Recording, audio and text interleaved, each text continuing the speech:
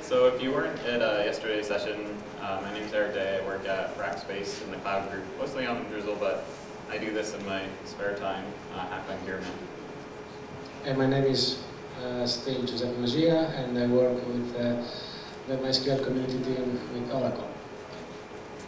So we're going to be talking about Gearman and how it can interact with your database to boost mainly application performance, but especially doing some kind of clever hacks around your database. And we're going to be covering everything from introducing the UDFs with a few more examples, how to build a little mini MapReduce cluster that you could obviously build larger things on, doing things like asynchronous queuing and scatter gather queries to bring concurrency to everyday PHP or Python applications, or even Perl. So your average web request could benefit from concurrency through distributed job control. Sorry, somebody's tweeting about you. No? Super cute. I don't know how to do it. So one of the original guys using Gearman was Joe Stump at Dig, and he had this quote that Gearman is like a massively distributed, massively fault-tolerant fork mechanism. So just think of being able to run programs anywhere. Think of like distributed CGI scripts almost. And we're going to be using the C server, at least some of the servers, some of the examples, but you can of course use the Perl server if you want to. And this is going to be based on the MySQL UDFs that we'll see and some PHP code examples. But any of these concepts and even code could be applied in any of the Gearman APIs. And if you saw yesterday's talk, it's everything from Java to Ruby to Python, even shell script. So what are the features of Gearman?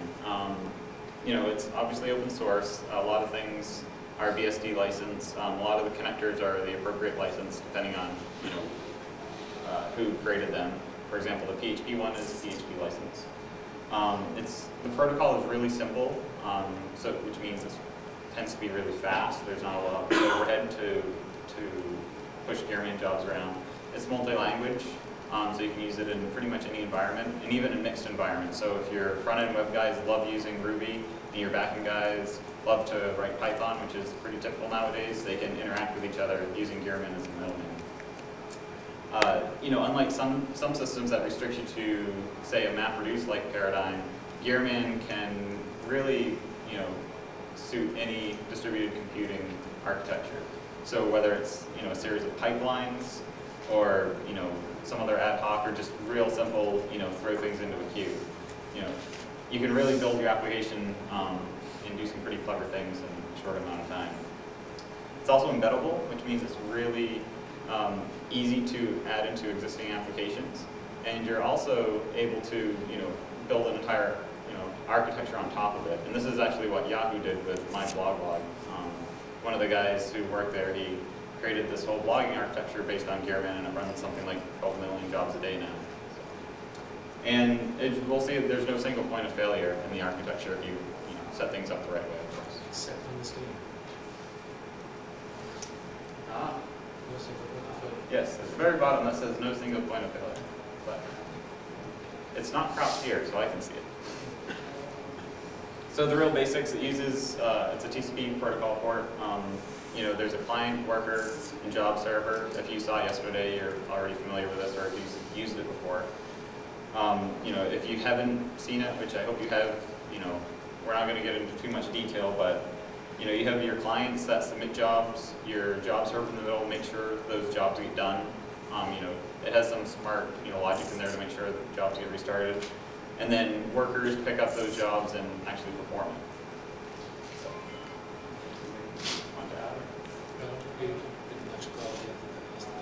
Okay. Do you want to talk about UDFs?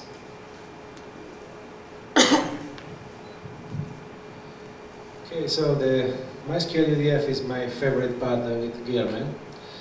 You can consider this sort of Ajax for MySQL. So it's a component that looks like a part of the server, but is external, and it works internally the same way that the other components do. So you can have synchronous or asynchronous tasks. And of course you can call external functions. What can I say? Whenever you have something that you need to delegate to other machines, you can use the MySQL UDF to call another machine through Gearman, and then you will save your MySQL server some CPU cycles or some intensive processing. So one of the examples we'll show you quickly with the UDF, and in case you're not familiar yet, is how do you get an Etsy password entry out of your system, possibly on the same machine, possibly on a remote machine, and get that into MySQL. One of the client tools that's available to write either clients or workers in is just a command line tool, so you can do this all in shell script. So what you do is you start up this command, which runs as a worker, and the -w says, put this process into a worker mode.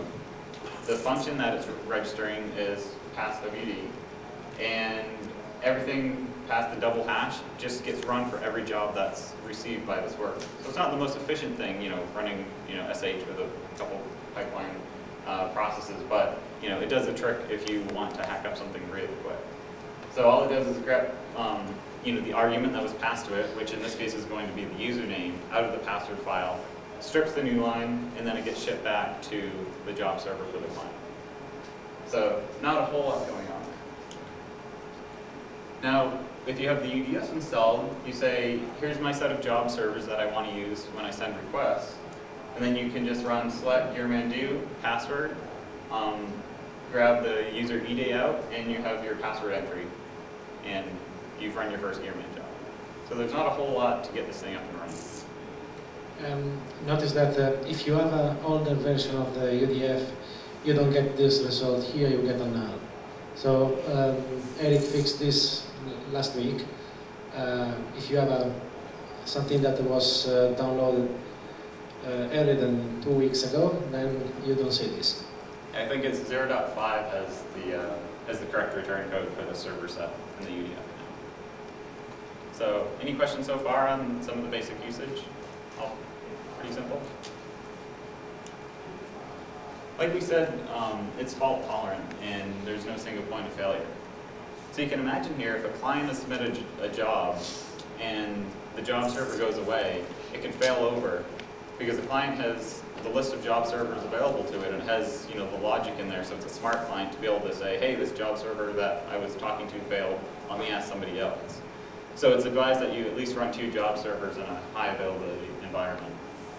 Then behind on the workers, it's basically a fully connected mesh to all the job servers that are available. You can actually configure this depending on how much load you have, if you have really large Gearman clusters. But for most purposes, smaller clusters, you just have your workers connect to every job server out there. So if one worker dies, you have all your other workers available to answer requests to any job server. And the reason why this is important, thinking that your workers can be running anywhere out on your network, you could have a farm dedicated just for, say, imagery size, a farm dedicated for some special purpose. And when you have that type of distribution, you can do things like MapReduce. We're going to go through an example showing how you can use UDFs to do this really, kind of getting back to yesterday's talk, you can kind of shoot yourself in the foot pretty easily, and this is another case of that. But, you can make this more specific for your application. This is sort of a generic, kind of a hacky way to do it just to get some concepts across. So the idea is to send, one job for every row that's in your, say if you're selecting from a table, you send a job for every row in that table. And we'll see the SQL for that here in a second. And that's essentially the map, spreading the load out to those remote processes. Then once you send all those out, you wait for some result, you aggregate those, reduce all the results, and then give something back. And this could be everything from a sum or an average, or it could be something more advanced like doing some type of distributed merge sort algorithm. And this is where you can get pretty clever and define what you want. And there's a couple ways to do this. You can do this either completely in the current SQL aggregate operations, or you can actually do this by writing a custom Gearman aggregate function And one of the examples that I wrote is Gman sum, which is just like summation, but allows you to sum all the results as they come back and make sure everything runs concurrently. And this will be a bit more clear here in a few slides. But if you're interested in writing your own aggregate functions, you can look at the Gman sum source code inside of the UDF source. I'm going to go through some of the log processing. Oh, no, go ahead. Okay. So this real simple example is, imagine if you have a whole set of nodes that do Apache log files, and there's a MySQL instance on each node, and you have a table, and simple entries are being put in it, parse, so you can do indexes and some other clever things. And you want to be able to say, across all my nodes that have my log files, give me the number of hits that came from a Firefox user agent, Firefox browser. So we're going to use basically subqueries, but instead of running that subquery inside of MySQL, we're going to run that subquery on a remote MySQL instance. This is, and using Gearman as that transport. So on the master node that we're coordinating all this from, we have a servers table that simply has a list of all our machine names. This may be IP addresses, it could be function names. There's a few different ways to set this up, but this is just going to be all the worker names that we want to ask. And there's going to be a unique worker name on every node. And then on each one of those remote MySQL nodes, we're going to have a table that represents our Apache log entries. So in order to facilitate this communication, we need a Gearman worker running on every node out there that can, that's running that MySQL and has that Apache log table. So this is in PHP, and we create a worker instance. We say connect to this job server, and in this case, if we were truly distributed, you'd be connecting to a not localhost, a different remote IP. You'd be adding a function saying, hey, we can do this function mymap, and then the suffix of that function name is my particular server name. So say if you have mymap 1, 2, 3, and 4, you'd have workers running out there for 4 log servers, and you'd have 4 instances of MySQL, one running in each of those nodes. We then go into an infinite loop, just waiting for jobs to be done, and every time we get a job, this callback function gets run. And when this callback gets run, we have what's called the job workload or payload, and we take that, and we're treating this as an SQL query. So for every job, we take it, connect to the local MySQL instance, just run it, and return the result set, or in this case, just the first row of the result set that we got back. So this is sort of a remote, SQL RPC that we've essentially created here with the Gearman worker. And this is a case where, if you accidentally put in a delete instead of a select, you could, do some damage in your database. So use it with caution. And you can see here, putting this all in action using the UDF. We select essentially the summation of all the. Oh, actually, I think that one. Oh, yeah. So we're going to sum, all the results that are coming back. And what we're doing for every single function, or for every row in our servers table. So remember, this server is just a list of servers, say, server A, B, C, and D. And we're going to, append the logs.server. There's a name column, and we concatenate that to the function name. So remember, the first argument to the Gearman do is the function name that we want to call. And in this case, it's addressing a specific node that has some log entries. And then the payload that we're sending to that worker is the subquery. So we want to say on every remote SQL or MySQL node, run select count star from logs.apache where Firefox was the browser. And as we get each one of these rows back, we're going to sum up the result of that, and then at the end, we get some total. And we've essentially run an extremely simple MapReduce job at this point, for some terms of the word, using multiple instances of MySQL, and Gearman is that middleman to push the data back and forth. Now, when we run it this way, when we sum for every row that was coming from log.servers, things are running serially. So we're saying for this first row, go do this function. We got the result. For the next row, go do this function. We have the result. So it's running them serially.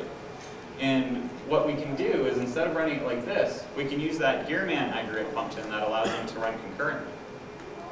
So here, it looks pretty much the same, but instead of sum with Gearman do, we do Gearman sum with the exact same arguments from the same table, and we get the same result. But look down here at the response time. Before, it was 13.84 seconds. Now it's 3.56 seconds. And this is because, in this case, I was running it with 4 servers. And since each one of these requests took approximately 3 to 4 seconds, it's running them all concurrently, so it only takes the longest running query. Sorry. I'll go. When I saw the Gearman sum for the first time, I thought, what a stupid thing to do. I mean, we have already a sum inside the database. Why should I need something like that? And I didn't get it until I saw this example. So the Gearman sum is not only an example of how to do some aggregate function on your own, but also a great example on how to use a function like this for its side effects. And the side effects could be that you just are parallelizing jobs in remote servers. So are there any questions on this? I'm afraid that we may have lost some people because, you know, there's quite a bit. Yeah? Just going back to yesterday's talk a little bit. Yeah. So the idea is you have workers and then it doesn't really care where it distributes jobs. But in this case, because you've only registered a function of a particular name on one server, there's only one guy that can do the job. Yep, unless you're actually running multiple workers on that same name on the same server. So we want to make sure we hit, you know, and you know, depending on how you had this set up, you could actually have, you know, a couple MySQL servers replicating to each other, and any one of them can answer, you know, think of this more as sharding. You know, I want to address this particular shard, which in this case was really simple, one machine, one worker. But you could actually have multiple machines with the same data set and multiple workers on each of those machines. So this, how I'm overloading this function name to address a particular shard, you know, you can have any amount of hardware or, you know, actual processes behind that to be able to answer. Any other questions so far?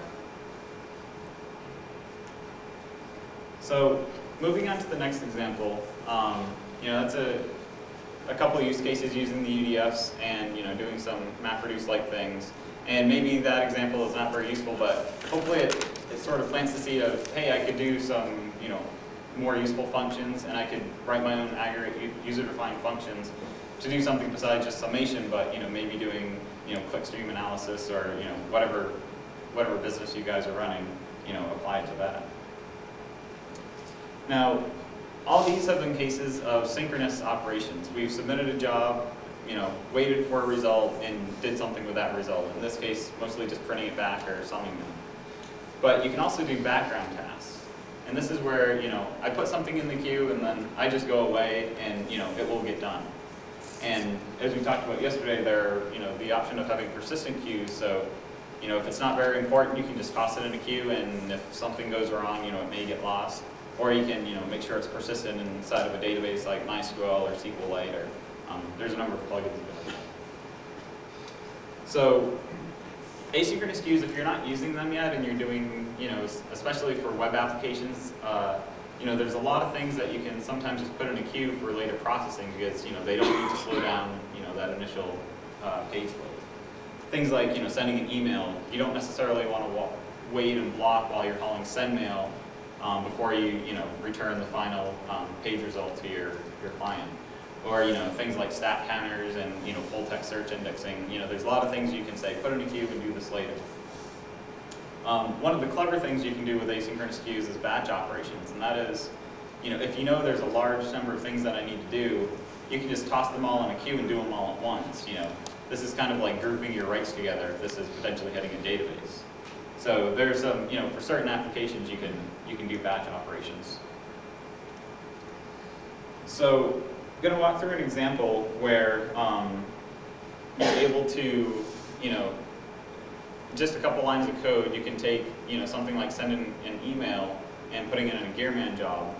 And what we would do, you know, building a typical web request is build and serve the page, and maybe either while you're doing that or, you know, later on, you want to increment some stat counters or send an email notification. In this case, we're going to take the case of sending an email. You don't want that to block and degrade the user performance, especially things that can be potentially expensive. So what you want to do is take something like, you know, this PHP mail function that has a to-address, subject, body, and header. You know, how many people have some of these in their PHP scripts? I know I do. You know, this could take a while. If sendmail is, you know, maybe you're having network issues, maybe something else happening, you know, it can block. You know, this is potentially an expensive operation. So instead what you do is write a worker that can essentially get a job and do this. You know, it's really simple. We saw the worker before. You know, instead of calling, you know, MySQL query to call the SQL query that was passed to it, just run, you know, run this mail function. And then in your PHP code, you replace that with this, and you say, you know, add a server and do the background job, and it can get queued, and it'll go off and do its thing. Any questions on how this works? Pretty simple. So you can also do these from Gearman UDF calls inside the database server. You know, just like we did that in our PHP application, you know, we can do this essentially on a trigger. You want to walk through this one? Yeah, this is something that you want to do in a corporation where you are required to be secretive. So you just set a trigger that for every sensitive record you send a Twitter. And your boss is going to be very happy. But, you know, this could be beyond the simple example that you see here, could be very useful to do information to a DBA. So depending on what happens to your database, you can set a trigger that will send you a page call or some interesting thing. But don't do this in production because your boss might not be very happy. Yeah, use case for that, and it's fine. Yeah, I'm sure you do. But I do one as well. Not sending tweets, it's just getting rid of triggers and break replication. Yeah. And Brian here has a use case that it doesn't work so well for. One thing you have to watch out with triggers is if you have multi-statement transactions, remember that, you know, triggers happen before commit. So this could potentially send a job off to Gearman before your transaction is actually committed. So if that Gearman job, say, looks back at the database for data, and that happens before the commit, you're not going to be able to see the data that was just, you know, that just fired the Gearman job. So one thing to watch out for if you're, you know, doing these in multi-statement transactions. So one of the use cases that you know, that came up with, especially LiveJournal.com, the guys who originally wrote Gearman and Perl, was this concept of, you know, scatter-gather queries. You know, they need to build this web page and they need to do a lot of things. Maybe they need to do, you know, ad generation. They have to run 5 SQL queries. They need to pull some, you know, images or, you know, some other data processing, just to build a simple little, you know, web page that you're giving back to your user. Now, in this case, there's going to be you know, 3 queries that need to happen, and we're just going to think about them as MySQL queries.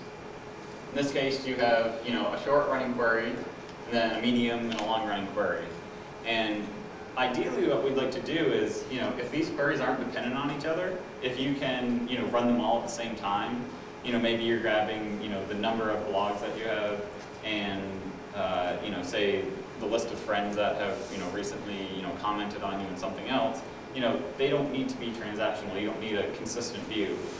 You can just say, you know, run these and, you know, give me what you currently have. So the idea is to take this and instead of, you know, having the application run for that long, batch them up and decrease your application time. So we can see the short running query, you know, responds there, and the medium and long running query. And, you know, hopefully your application runs a lot less time, getting, you know, more traffic through your site. So the way that we can accomplish this is by putting some Gearman workers in the middle and using the concurrent task interface that's provided in pretty much every Gearman API out there. So, like I said, we want to batch all the SQL queries that we want to run, add them as tasks inside of Gearman, shove them all down to Gearman, and there's some, especially in the C server or the C library and the extensions that wrap that, there are optimizations in there that, if the payloads are small enough, say if they're just a few simple SQL queries, they'll actually all get lumped in the same TCP packet, so you only have one round trip time to send all these jobs out. Then we want to, send those down and make sure, and try to get out of it, what we're trying to accomplish is the page load time only has to take as long as the longest running query that we have to do. And like I said earlier, they don't have to be SQL queries. You could run workers that, touch the file system or touch a full text index or, anything you can write a worker for. So the idea is to take something, as simple as this PHP script that has, 3 queries that runs, and in between each you process the result, build a little table, put that, somewhere in your sidebar, or, maybe the main content as your page. And instead, write a Gearman client inside your PHP script or whatever language you're using to do this.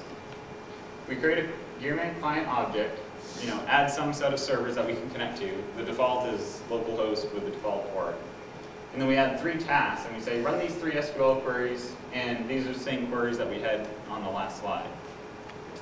Then we set a complete callback and say, hey, every time you get a result, from these queries that are being run, call this complete callback down here, and then go into a loop waiting for all those to come back.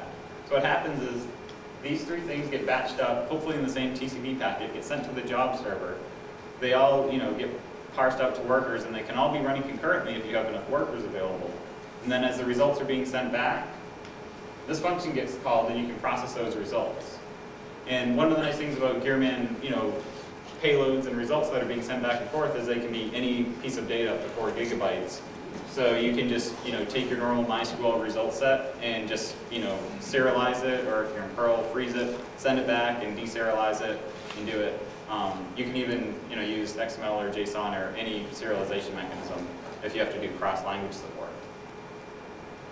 So, does this make sense how we're, batching everything up and sending those, all those queries up concurrently? Yeah. Question, sorry. With all these activities happening at the same time, does it have a performance effect on your, say, your database? You're trying to run about 4 or 5 concurrent activities on a database? Yep. So the question was, does this have an effect on your database performance? You're running more queries concurrently. And I guess the answer is, what are you using for a database? If you can't handle, say 5 concurrent queries at the same time, you're going to probably be in trouble. But yeah, it's essentially taking that same workload, and instead of spreading it out serially, you're just, putting in the middle.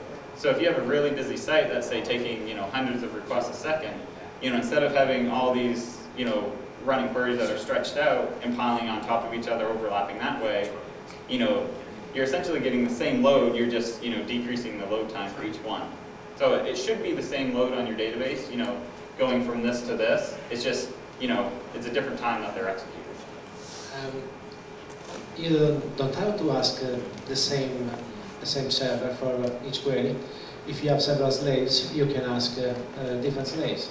And actually tomorrow, in the last allotment of this presentation, you will see an example that does exactly that. So you have a query that is expensive, and depending on the query, it will send to one or another slave with different parameters. So you can be very much creative using this solution.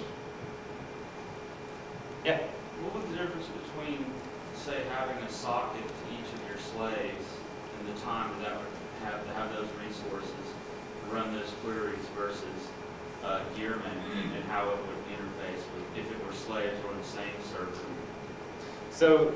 So this, running everything. So you're essentially asking how much more expensive is it to add this Gearman layer as opposed to just talking to the slaves directly? Right. So this will add, a little bit of overhead. There's a few other network hops. If you're in a data center LAN environment, that should be negligible. It should be really quick. And that would certainly be more efficient if you could do it concurrently.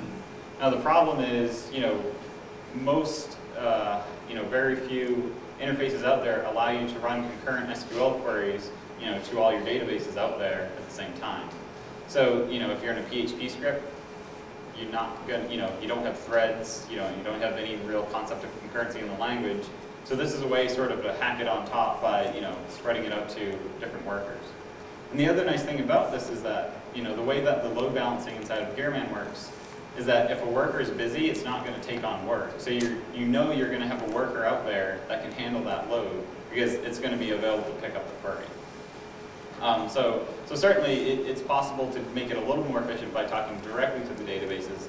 But if you're in a case where you're in a language that can't do that concurrency, this is hopefully probably the next best thing. Of course, if you want to talk directly to the slaves, you could use a federated table, but this is not fault tolerant for sure. Federated, as long as it works, is fine, but when it fails, it doesn't give you any fallback. So you're on your own. Instead, in Gearman, not only you can distribute it, but if the server fails or the worker fails, there is something that will take over. And one thing more that I want to stress about this example is that this is very much important to explain how you can use Gearman as a mechanism to create parallel processing. Using this add task and run tasks, you will parallelize pretty much everything. So you should take a note of this and do some benchmarking. For sure there is some overhead, but the overhead is negligible depending on what you do. Any other questions? The results are different each task, right? Yeah. Yeah, for example, you're going to get different result sets back, and you can actually tag these either on the client side or on the server side. Maybe, when you're serializing those result sets back, saying like, hey, this was for query type X. So when you get that result set back, hey, this was, for that appropriate query. And there's actually also optional arguments that you can pass here. If you were to put a third parameter on these add task calls, there's a context argument, which says, maybe this is as simple as a string that says this was for query, blog or query for comment or something like that. And then when you get this result, this will automatically be passed a context as well, which is simply what you passed into the task. So for every task that you add, you can add a unique context and then have that in the callback to do something there. So yeah, look at some of the documentation on the API, and you can see how it you can add a little bit more in there. And there's even some more advanced use cases using unique IDs, so you can have coalescing queries through the job server as well. Is this implemented in the UDF as well? The UDF, well, the UDF you don't necessarily need the context. But I mean the add task. So the add task is really how the aggregate UDFs work. Because normally with the UDFs, you're only going to be running one query or one Gearman function per row, and you're going to have to run them serially. Just that's how UDFs work in MySQL. But when we were showing you the Gearman sum function in the UDF, that's actually using this exact interface except in C, doing for every single row, it's adding a task. And then when it says give me the aggregate value of all these rows that have just been added, that's when it actually blocks and waits inside of run tasks until it gets all those result sets back, sums them together, and then gives you that final result. So the UDF actually is implemented pretty much identically like this, where it's one task per row.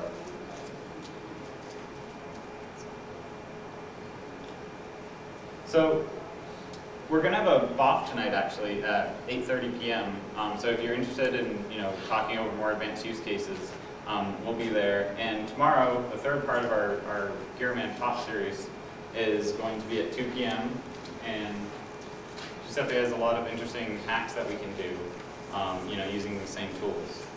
Yeah, and it's not going to be dangerous things, but something very useful to improve performance or saving you time when you are doing administrative tasks. And on the Gearman.org website, we have links to every Gearman client or server or different resources that we can find in existence.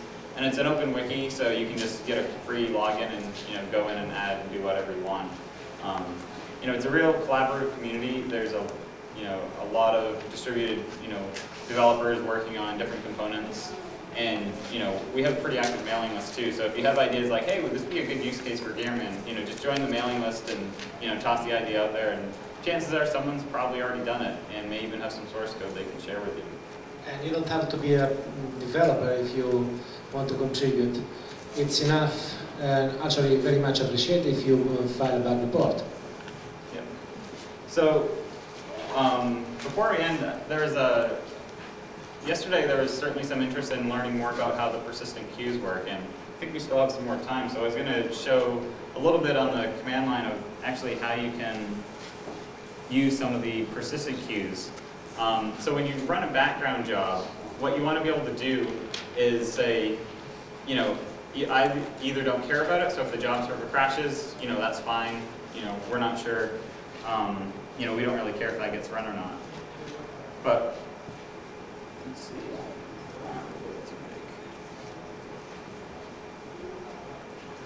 So the Gearman job server, oops.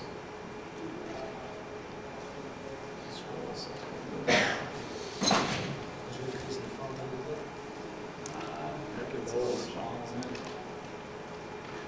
Let's see.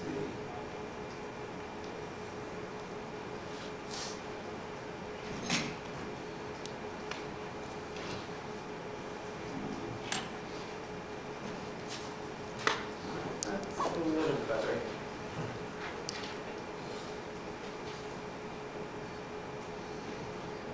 It's a little bit smaller.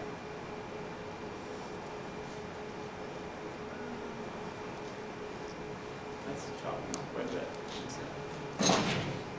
So the Gearman job server, you can add a number of parameters to it to configure it the way that you want. But we have a number of options for persistent queues in there. So like I was saying, when you add a background job, you want those background jobs sometimes, say if it's an email message that you need to deliver, you want to make sure that gets to the other end. So if the Gearman job server crashes for some reason, when it starts back up, you want to be able to replay the queue, rebuild the state that it was in when it crashed, and continue running those jobs. So this is done through persistent queues, and what we've done is make them modular inside of Gearman, so they can use any back-end store, which may or may not even be persistent. As you can see, there's a libmemcached persistent queue, and anyone who uses memcached, things can be evicted if you configure it the right way. So I don't suggest using the memcached queue type unless you really have a use case that it makes sense for. But one of the common queues that you can use for this is libdrizzle, and this is the client library that I wrote for Drizzle, and it speaks both the MySQL and Drizzle protocol, which means you could use MySQL or Drizzle, essentially just a table in MySQL or Drizzle as the back end. So every time a job comes in, what happens is it inserts into the database, it goes and runs the job on the worker. When the worker is completed, it says, okay, I'm done, remove that job from that table. And of course, you can configure your database to be as persistent, as you need, depending on if you're using NODB with, sync on every commit. That's up to you to decide for how, durable you want this queue to be. And, just like any client, you just specify, the host port. And you can optionally even create your own table and say, use this table and, put my Gearman jobs in there as they need to go in and out. The nice thing about this is you could have a completely, high availability MySQL installation already set up. And maybe you just want to allocate a table there to dump all your Gearman queues in. And if for some reason you lose the server that was running the Gearman job server, and say you completely blow away that machine, you can just fire up another Gearman D on another machine, point it at that MySQL instance, and it'll keep replaying that same queue that was built up. Yeah? Does it build its own schema for that table, or do you So, just build it for it? if the table does not exist, it will actually create the table by default. And it has a really simple schema. just like, the job name, the function type, and the payload for it. So there's not a whole lot to the table. But it uses specifically named columns. So if you want to create your own table, you can actually have extra columns in there. If for some reason you want to be able to track other information about the jobs and do some really clever things. But by default, it'll create the table and just start putting jobs inside of it. Yeah. Is there any way to mix cron maybe with this option? Maybe setting up as a persistent in the database. Is there any way to mix cron with maybe run every 5 minutes? Using cron? Cron, yeah. 5 minutes and then. I'm not sure how you would use cron. We can have, for example, a worker that needs to run mail sending in 5 minutes. Yep. How would you do that persistent to the database?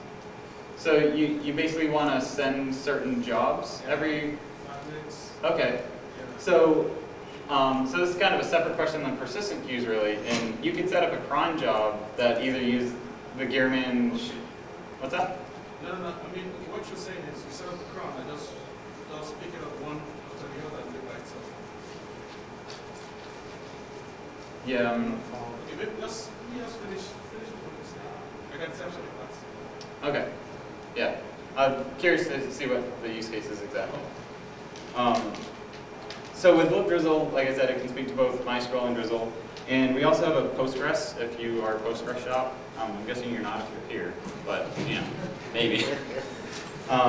We have WebMemcached, we have SQLite 3, and we also have a Tokyo cabinet persistent queue that just went into the trunk, I think, a month or two ago. So there's a few different options if you want to, depending on your architecture and how much durability and what software you're already using to be able to store those background jobs persistently to make sure they actually get run. So in which room do you have the buff today? What room? Yeah. I believe it's ballroom H, but Okay. check the BOF board to be sure. And one of the other features that I'll mention briefly is, this is actually something I'm going to be putting a lot more work into soon, is right now you can speak, obviously, the Gearman protocol to the job server to submit jobs. Right now there's a sort of proof of concept HTTP interface, and there's an option here where you can say, load the HTTP protocol module as well. What this allows you to do is make a normal, HTTP request to the Gearman job server directly. It essentially listens and acts like a small web server internally. And when you submit a job, say you post to some, URL, and any payload for that post, that gets translated into a Gearman job. And the reason why I'm doing this is because a lot of modern web applications today, you'll have, you download the browser downloads the, output of the web request and loads a bunch of JavaScript libraries, and you're making AJAX calls. And what are those AJAX calls doing? They may be contacting, the Apache web server that spawns the Python script that then goes and talks to the MySQL database. Now, what if you could have that Python, or have that JavaScript AJAX call go directly to the Gearman job server and then directly to the database? Cutting out some middleman there. And this is actually some of the new features I'm going to be doing in the job server that we're working on now. Being able to integrate other protocols into Gearman and putting a more fully functional HTTP interface on top of it. So any questions on the persistent queues or? Yeah. I had one on the persistent queues. What's the behavior if the job server crashes after starting the worker server? When it comes back, is it going to try and start that worker job again?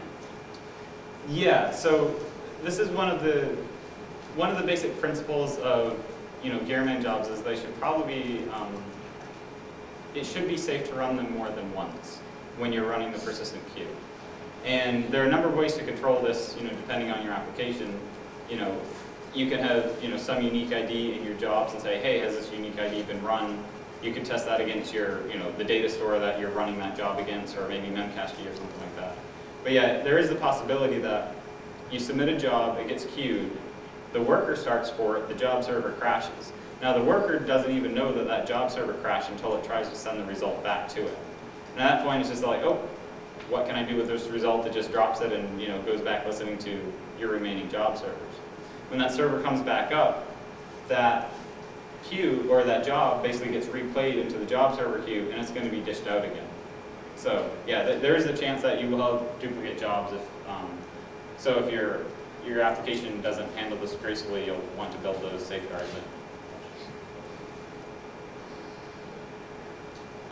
in. Any other questions? Just related to that, so if you have a server goes down, you got a worker connected to that, do you have to manually, or not manually, the workers need to be re-registered with that server? Say that one more time? So if you have a job server with workers that have registered with that server, Yep. and the server goes down, do the workers need to re-register with that server? Yeah, and that happens automatically. Like when that job server comes back up, basically the logic inside the worker is it always tries to stay connected to all job servers out there. If it detects one is down, it'll immediately try to reconnect. And if that fails again, it basically goes into, I think the default is 10 seconds I have in the C library. And it'll sleep for 10 seconds essentially, or not actually sleep, but not retry again for 10 seconds. And then at that point, it will try to reconnect to the job server. So if your job server is down for a minute, and then it comes back up, it should connect within 10 seconds of it coming back up.